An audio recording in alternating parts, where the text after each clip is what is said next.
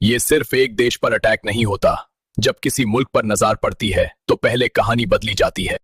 Venezuela के पास सिर्फ जमीन नहीं है, इसके नीचे दुनिया का सबसे कीमती तेल छुपा है। जब तेल मिला तो पैसा आया, और जहां पैसा आता है वहां इंटरेस्ट भी लाइन लगाकर खड़े हो जाते हैं। तेल पर टिकी अर्थव्यवस्था जब हिचकिचाती है तो असर सिर्फ नंबर्स पर नहीं, घर घर तक महसूस होता है।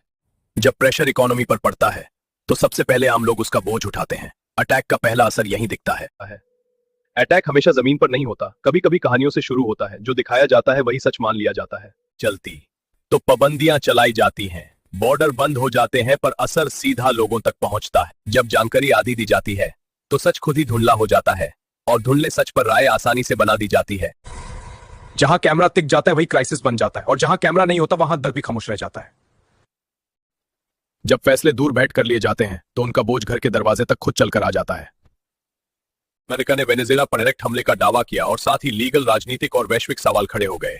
सच यहां सिर्फ बयान नहीं, यहां एक कानून सवाल उठता है कि अमेरिका किसी देश में बेदखल होना ठीक था।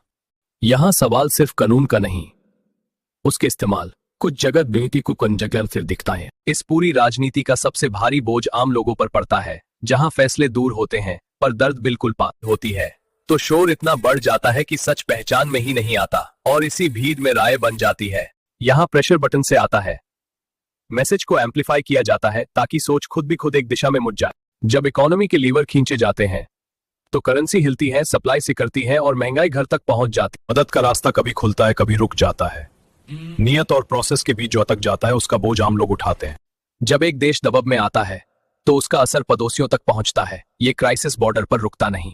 सेवा पर सैनिक कार्रवाई की पुष्टि की, जिसे ऑपरेशन एब्सोल्यूट रिजॉल्व कहा गया। दावा है कि मदुरो और उनकी पत्नी गिरफ्तार करके अमेरिका ले जाए गए। न्यूज ये कहती है अमेरिका ने वेनेजुएला पर कार्रवाई की पुष्टि की। कुछ देशों ने विरोध किया, कुछ ने सवाल उठाए, और कानूनी बहस अभी जारी है।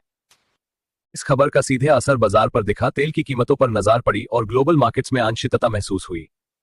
जी सप्लाई पर सवाल उठता है तो देश बैकअप और सुरक्षा पर ध्यान देते हैं। ये खबर सिर्फ पॉलिटिक्स नहीं, एनर्जी प्लानिंग का इशू भी है। इसके बाद रीजनल बातचीत तेज हुई। पड़ोसी देश दबाव और संवाद के बीच रहे ताकि स्थिरता बनी रहे। इस मुद्दे पर वैश्विक संस्थाओं में बहस शुरू हुई। कुछ ने प्रस्ताव रखे, कुछ ने सावधाए, और फैसला अभी भी बातचीत में है।